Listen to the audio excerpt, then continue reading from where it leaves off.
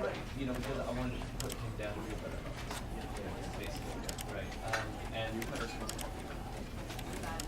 Was that an example of the yeah. Are you doesn't it work from like does it still work? Can you be able to support you with like going and the same thing? Or does it have to be true again? you know what? Even if you were going to be sarcastic and ironic, I think you should.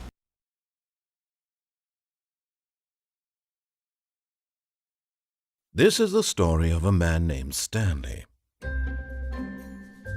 Stanley worked for a company in a big building where he was employee number 427. Employee number 427's job was simple.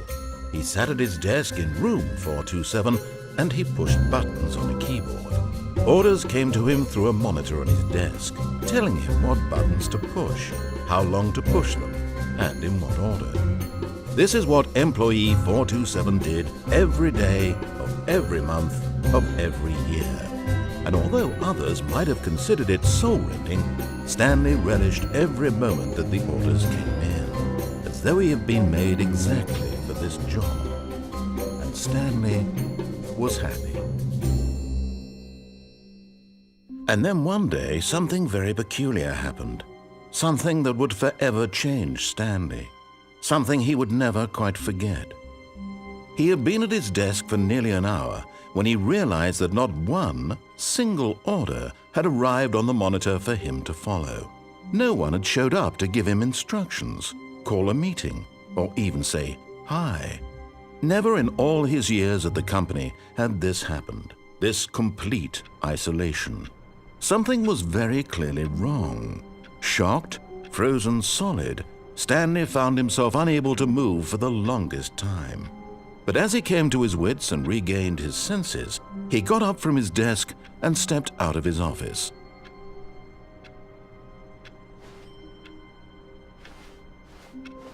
All of his co-workers were gone. What could it mean? Stanley decided to go to the meeting room. Perhaps he had simply missed a memo.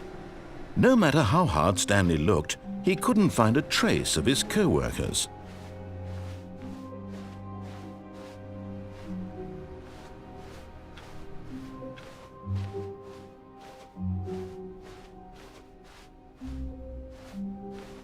When Stanley came to a set of 2 open doors, he entered the door on his left. This was not the correct way to the meeting room, and Stanley knew it perfectly well.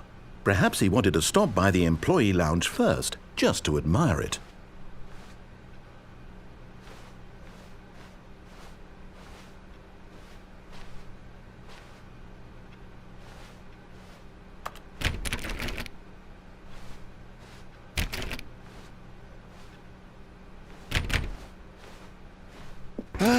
Yes, truly a room worth admiring.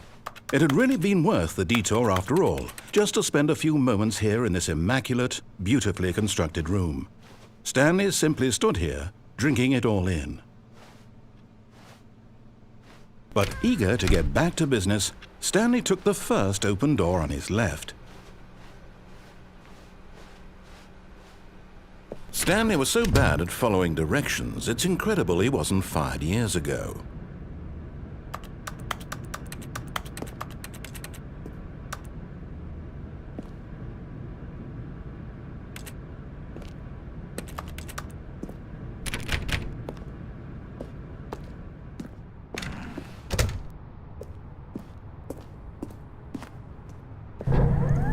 Look, Stanley, I think perhaps we've gotten off on the wrong foot here. I'm not your enemy, really, I'm not. I realize that investing, but in his eagerness to prove that he is in control of the story and no one gets to tell him what to do, Stanley leapt from the platform and plunged to his death. Good job, Stanley. Everyone thinks you are very powerful.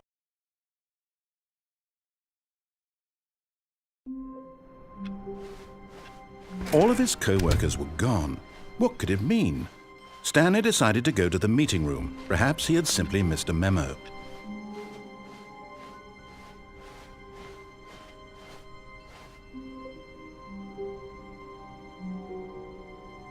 When Stanley came to a set of 2 open doors, this was not the correct way to the meeting room, and Stanley knew it perfectly well. Perhaps he wanted to stop by the employee lounge first, just to admire it. Wow, yes, this room. But eager to get back to business, Stanley took the first open door on his left. Stanley was so bad at following directions, it's incredible he wasn't fired years ago.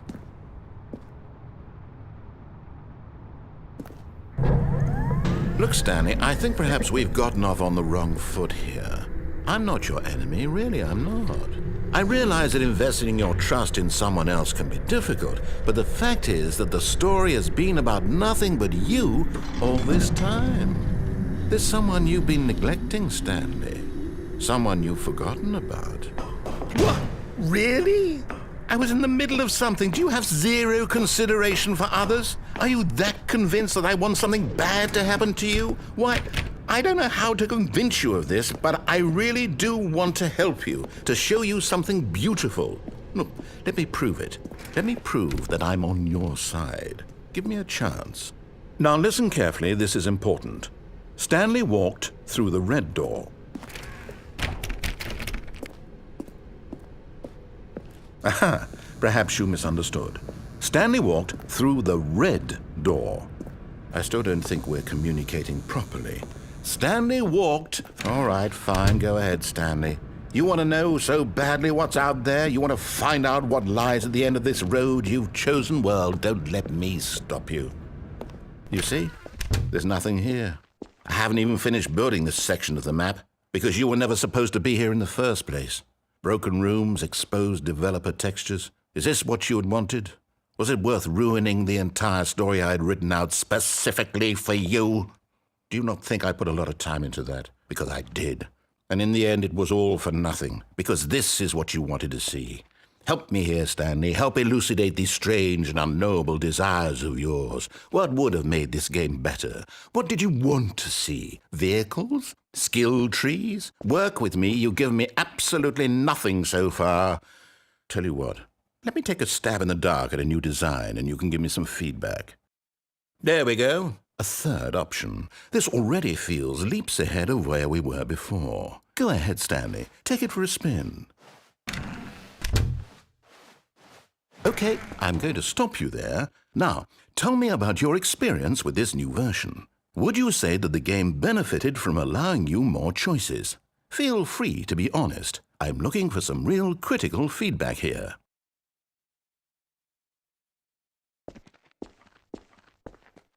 A 1? I mean, I can understand if you had reservations, you saw ways the game could be improved to more fully express itself mechanically and artistically, but a 1? That's not even helpful. What am I supposed to do with that? But I guess it isn't my place to judge. Here, based on the data from your previous playthrough, I've compiled a new version. And to be perfectly candid, I think I've knocked it out of the park with this one. Let's take a look.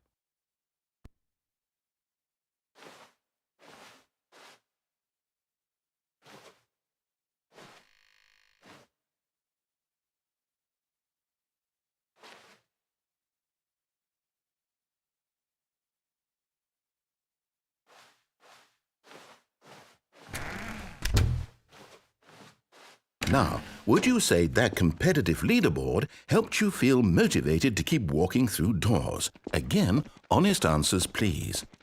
Hey, I nearly forgot. I've got a prototype of a new game I've been working on, and now would be a lovely opportunity to give it some playtesting. You wouldn't mind taking a look at it, would you? Perfect. Let me boot it up.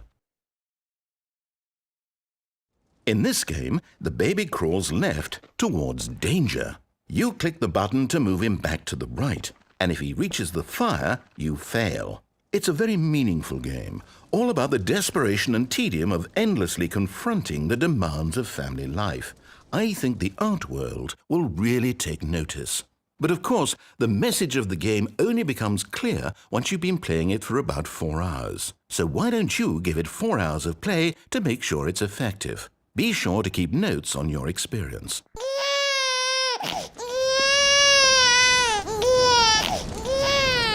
You heartless bastard. Did you do it because you hate babies or purely to spite me? Because if it's the latter, well, I don't know what to do. I'm completely out of ideas. I can't think of a single thing that might improve the experience for me. I'm not even going to try. I'm out. I'm done. It's over. Thank you for playing. Your input was extremely valuable. Oh, hey, since my game was so awful, why don't we play someone else's game, just to ease the pain? Let's see. What do we have here? Yes, this seems like it'll work. Let's give it a shot.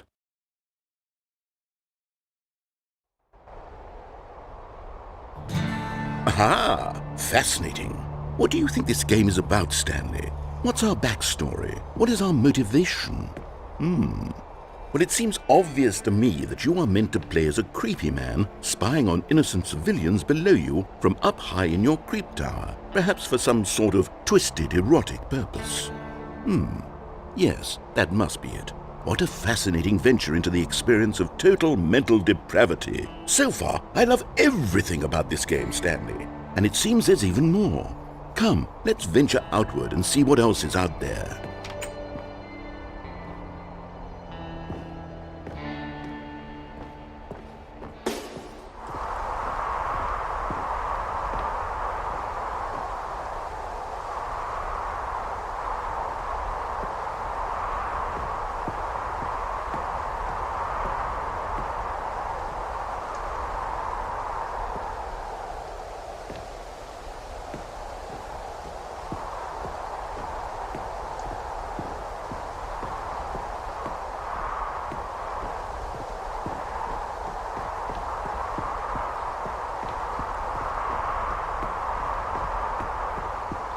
Oh, no. No, it can't be.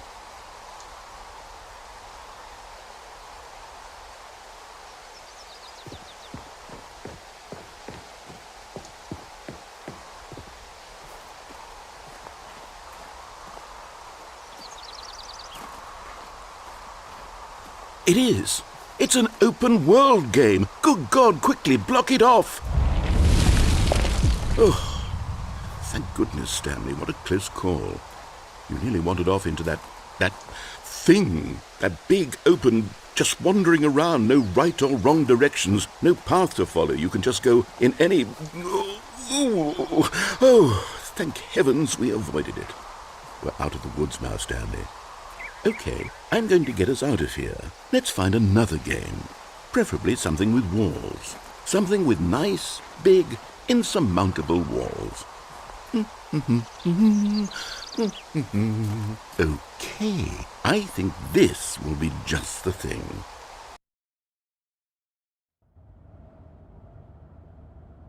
Wonderful. See, this is exactly what I had in mind. Just a nice big box for you to run around in. There isn't any possibility that you could get lost here. Now this is game design.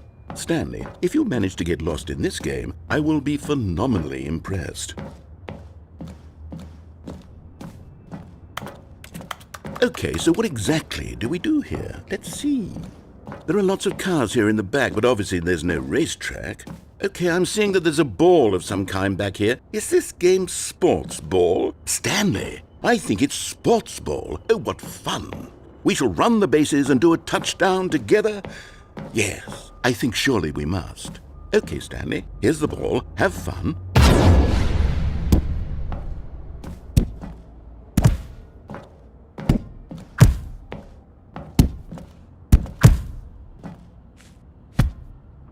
Are you doing it? Are you winning? Is this fun? Is it better than my miserable little story that I worked so hard on?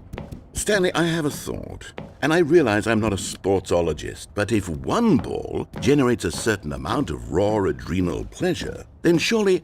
Hold on, what are you doing?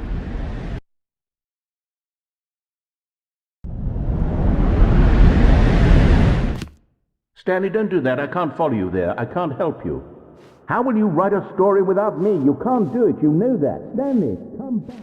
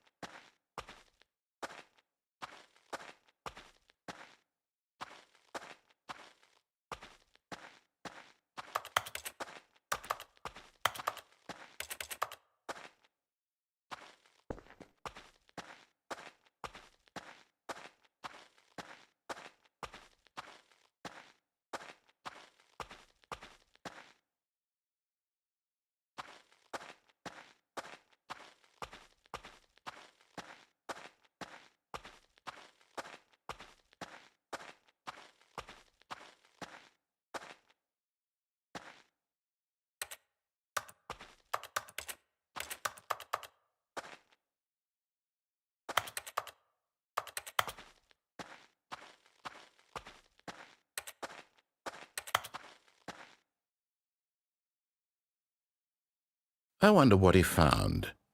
If what he wanted was to be the leading man in his own story, well, perhaps he's gotten it, down in wherever he is right now.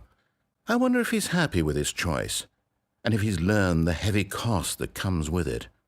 He'll understand soon what I was trying to tell him. He needs me. Someone who will wrap everything up at the end, to make sense out of the chaos and the fear and the confusion. That's who I am. That is what I mean to this world. Oh, yes. Yes, I'll be back. There's no other way. Once this ends, after it all comes to a close, then I'll be back. The end will be here soon. Very soon. I can wait.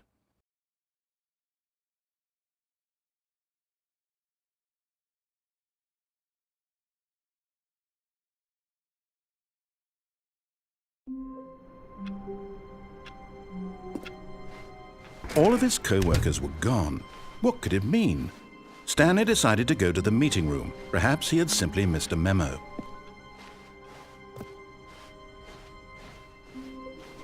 When Stanley came to a set of 2 open doors, he entered the door on his left.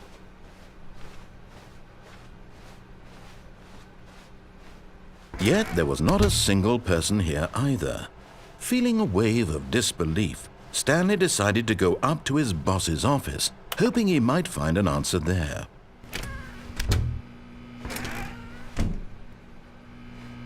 Stanley stepped into the broom closet, but there was nothing here, so he turned around and got back on track. Coming to a staircase, Stanley walked upstairs to his boss's office.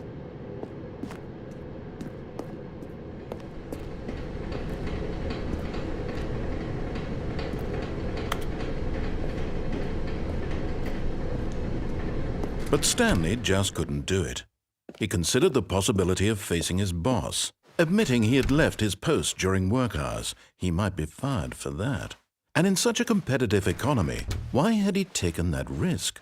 All because he believed everyone had vanished? His boss would think he was crazy. And then something occurred to Stanley. Maybe, he thought to himself, maybe I am crazy. All of my co-workers blinking mysteriously out of existence in a single moment for no reason at all? None of it made any logical sense. And as Stanley pondered this, he began to make other strange observations. For example, why couldn't he see his feet when he looked down? Why did doors close automatically behind him wherever he went? And for that matter, these rooms were starting to look pretty familiar. Were they simply repeating? No, Stanley said to himself, this is all too strange. This can't be real. And at last, he came to the conclusion that had been on the tip of his tongue. He just hadn't found the words for it. "I'm dreaming!" he yelled. "This is all a dream." Oh, what a relief Stanley felt to have finally found an answer, an explanation. His co-workers weren't actually gone. He wasn't going to lose his job. He wasn't crazy after all. And he thought to himself, I suppose I'll wake up soon. I'll have to go back to my boring real-life job pushing buttons. I may as well enjoy this while I'm still lucid. So he imagined himself flying and began to gently float above the ground. Then he imagined himself soaring through space on a magical starfield, and it too appeared. It was so much fun, and Stanley marveled that he had still not woken up. How was he remaining so lucid? And then perhaps the strangest question of them all entered Stanley's head. One he was amazed he hadn't asked himself sooner. Why is there a voice in my head dictating everything that I'm doing and thinking? Now the voice was describing itself being considered by Stanley, who found it particularly strange. I'm dreaming about a voice describing me, thinking about how it's describing my thoughts, he thought. And while he thought it all very odd and wondered if this voice spoke to all people in their dreams, the truth was that, of course, this was not a dream. How could it be? Was Stanley simply deceiving himself, believing that if he's asleep, he doesn't have to take responsibility for himself? Stanley is as awake right now as he's ever been in his life. Now, hearing the voice speak these words was quite a shock to Stanley. After all, he knew for certain, beyond a doubt, that this was in fact a dream.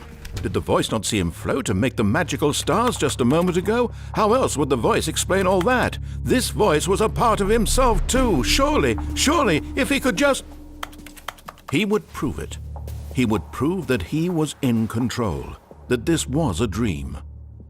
So he closed his eyes gently, and he invited himself to wake up. He felt the cool weight of the blanket on his skin, the press of the mattress on his back, the fresh air of a world outside this one.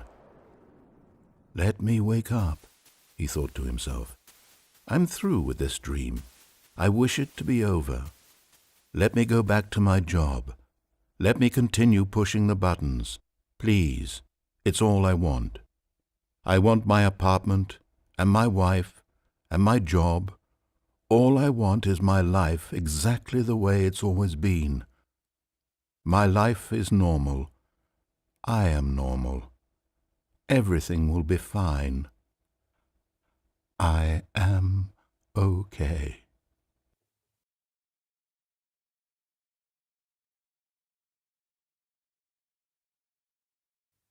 Stanley began screaming.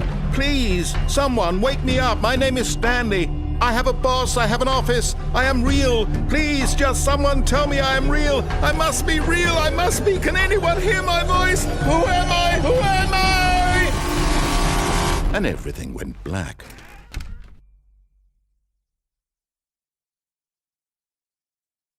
This is the story of a woman named Mariella.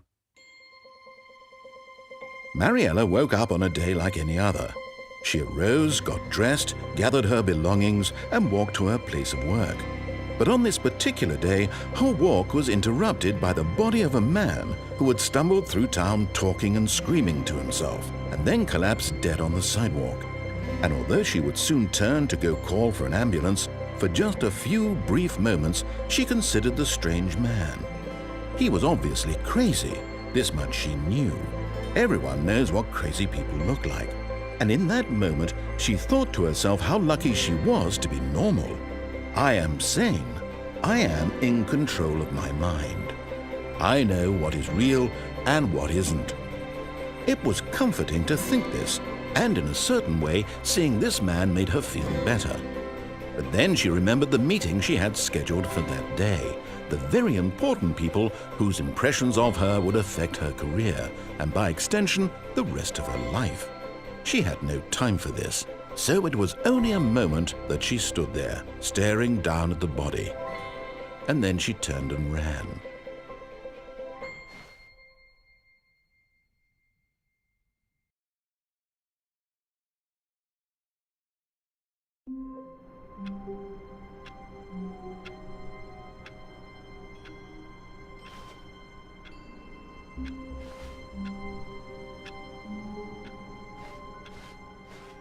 All of his co-workers were gone.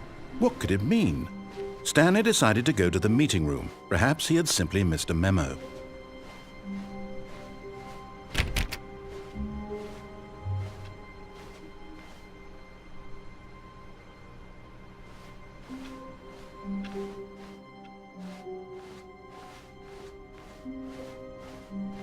When Stanley came to a set of 2 open doors, he entered the door on his left.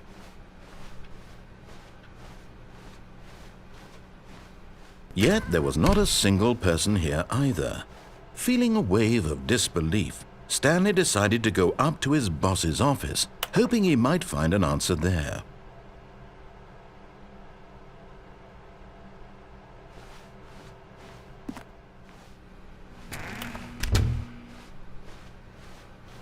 Coming to a staircase, Stanley walked upstairs to his boss's office.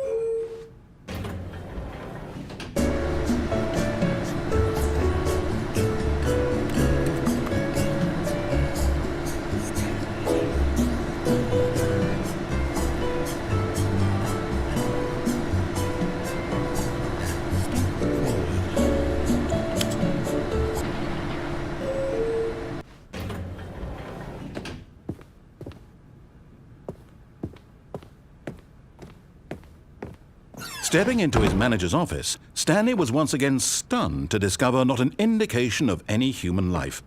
Shocked, unraveled, Stanley wondered in disbelief who orchestrated this. What dark secret was being held from him? What he could not have known was that the keypad behind the boss's desk guarded the terrible truth that his boss had been keeping from him. And so the boss had assigned it an extra secret PIN number, 2845. But of course, Stanley couldn't possibly have known this.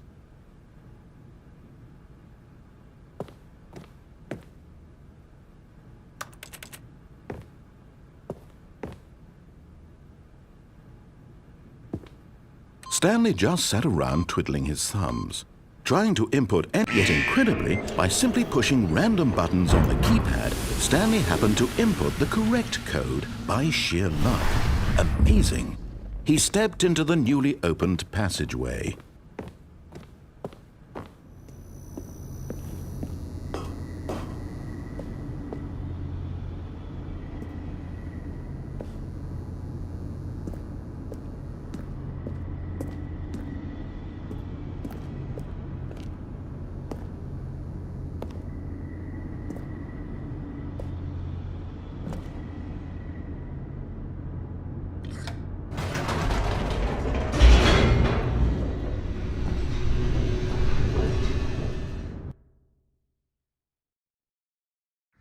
Descending deeper into the building, Stanley realized he felt a bit peculiar. It was a stirring of emotion in his chest, as though he felt more free to think for himself, to question the nature of his job. Why did he feel this now, when for years it had never occurred to him? This question would not go unanswered for long.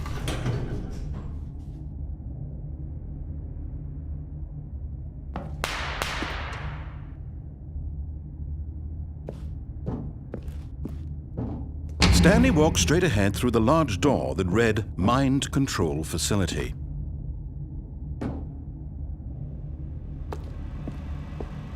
Although this passageway had the word Escape written on it, the truth was that at the end of this hall, Stanley would meet his violent death.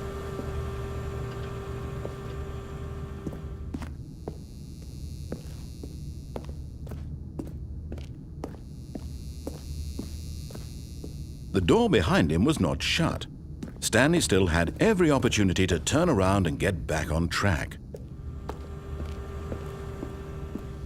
At this point, Stanley was making a conscious, concerted effort to walk forward and willingly confront his death.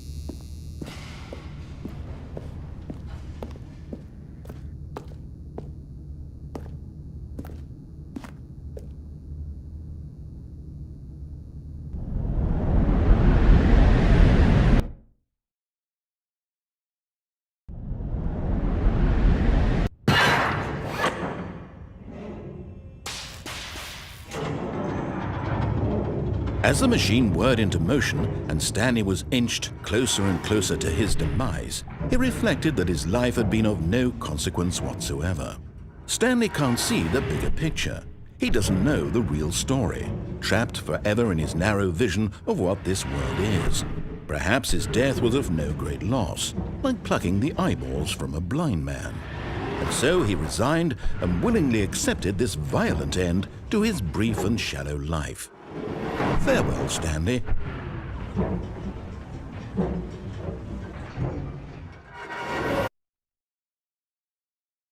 Farewell, Stanley, cried the narrator, as Stanley was led helplessly into the enormous metal jaws. In a single visceral instant, Stanley was obliterated as the machine crushed every bone in his body, killing him instantly.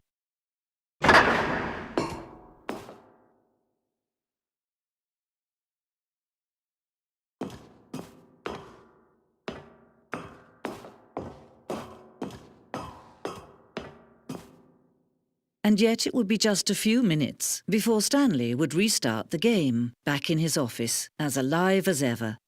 What exactly did the narrator think he was going to accomplish?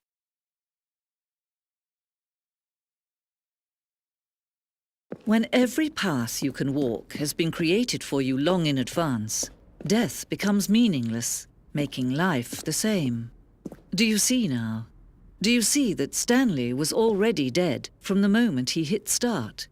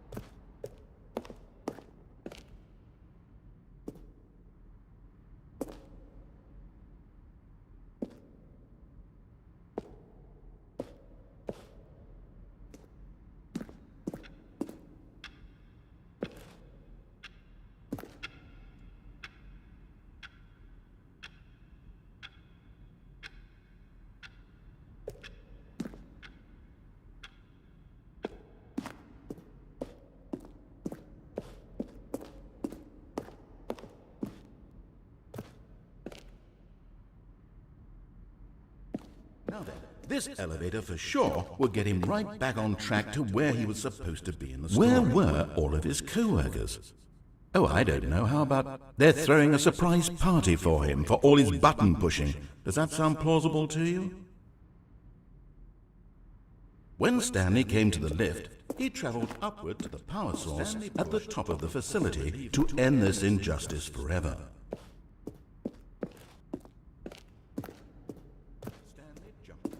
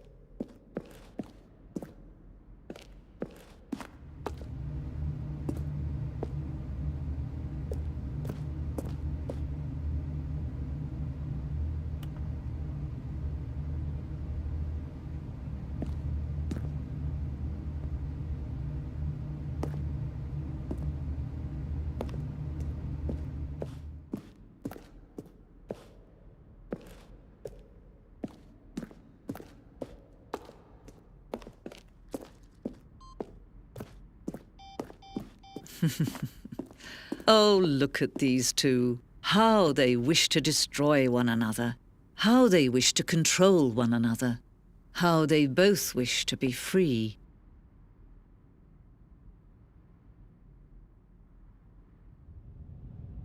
Can you see? Can you see how much they need one another? No, perhaps not. Sometimes these things cannot be seen. But listen to me. You can still save these two. You can stop the program before they both fail. Turn off your PlayStation. There's no other way to beat this game. As long as you move forward, you'll be walking someone else's path. Stop now and it'll be your only true choice. Whatever you do, choose it. Don't let time choose for you. Don't let...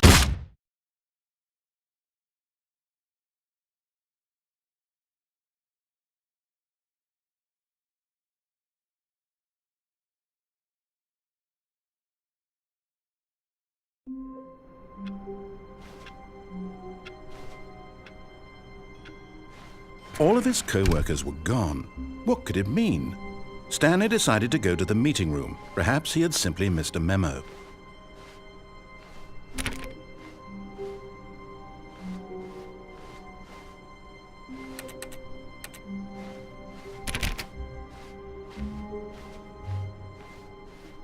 When Stanley came to a set of 2 open doors, he entered the door on his left.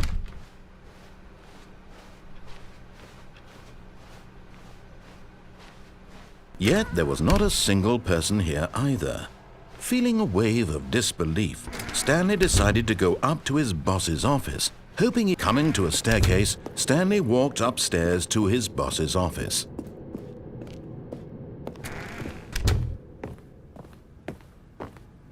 Stepping into his manager's office, Stanley was once again stunned to discover not an indication of any human life. What could it mean? Stanley wondered aloud to nobody. He began wildly tearing through papers on the boss's desk, pulling books off the shelf, looking behind paintings, desperate for clues to his situation. But his attention was caught by a keypad behind the boss's desk. What could its purpose be? In fact, this keypad guarded the terrible secret that lay buried below his feet. And so the boss had assigned it an extra secret PIN number, 2845. But of course, Stanley couldn't possibly have known this. Yet incredibly, by simply pushing random buttons on the keypad, Stanley happened to input the correct code by sheer luck. Amazing. He stepped into the newly opened passageway.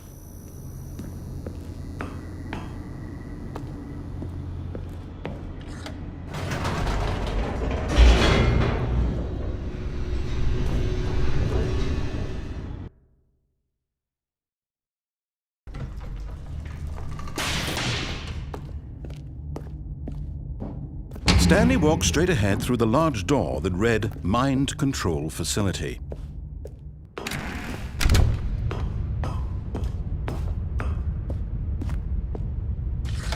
The lights rose on an enormous room packed with television screens. What horrible secret did this place hold? Stanley thought to himself. Did he have the strength to find out?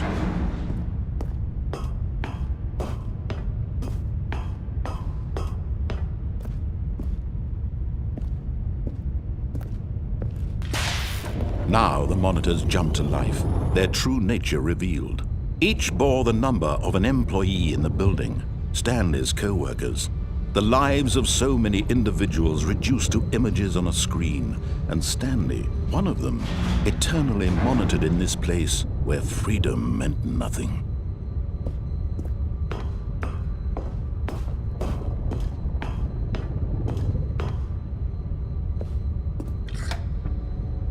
This mind control facility, it was too horrible to believe. It couldn't be true. Had Stanley really been under someone's control all this time? Was this the only reason he was happy with his boring job? That his emotions had been manipulated to accept it blindly? No, he refused to believe it. He couldn't accept it. His own life in someone else's control? Never! It was unthinkable. Wasn't it? Was it even possible? Had he truly spent his entire life utterly blind to the world?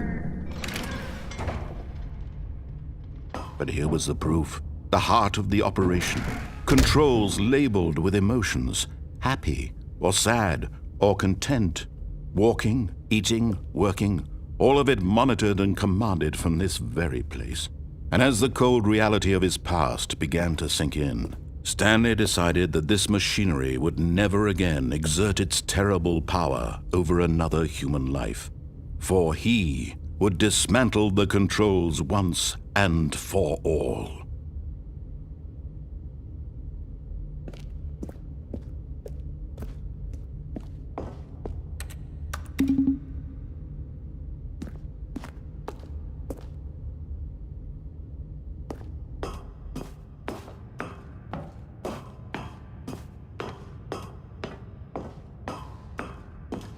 And when at last he found the source of the room's power, he knew it was his duty, his obligation, to put an end to this horrible place and to everything it stood for.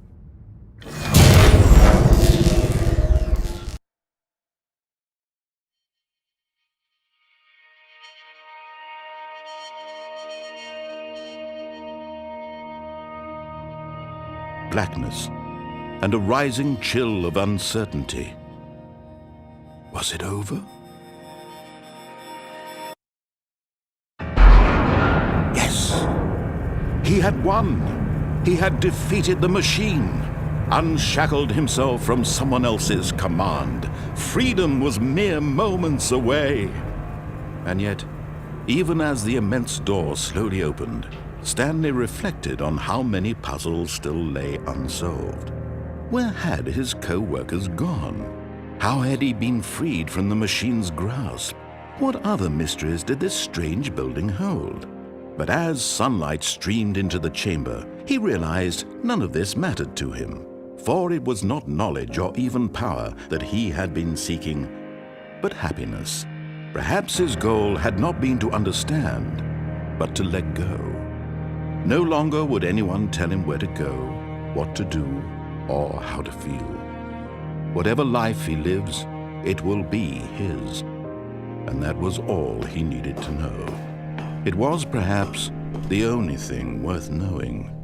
Stanley stepped through the open door.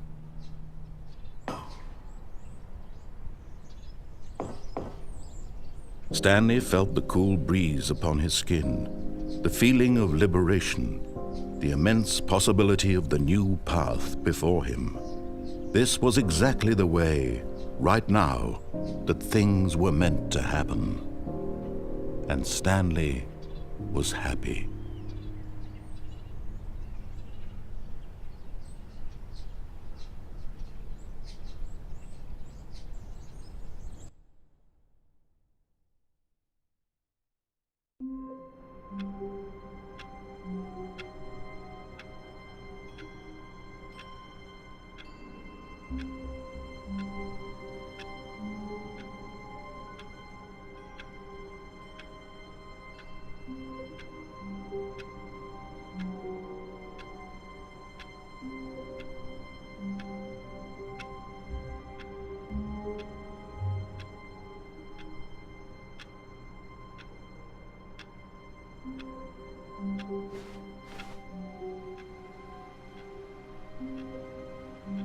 Stanley knew the office layout like the back of his hand. It was only a matter of time before he found the others, wherever they were. Just a matter of time.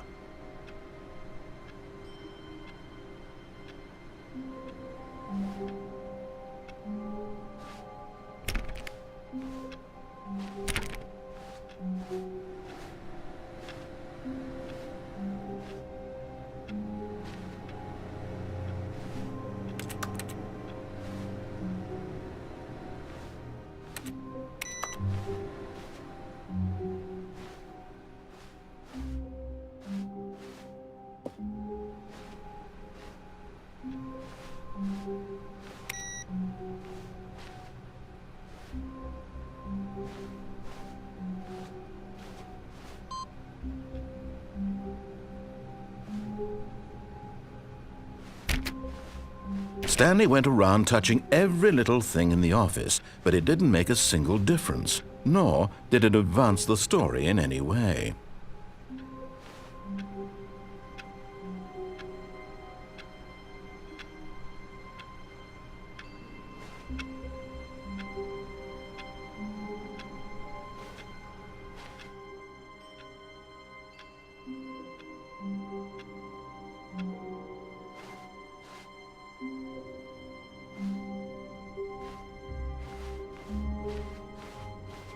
When Stanley came to a set of 2 open doors, he entered the door on his left.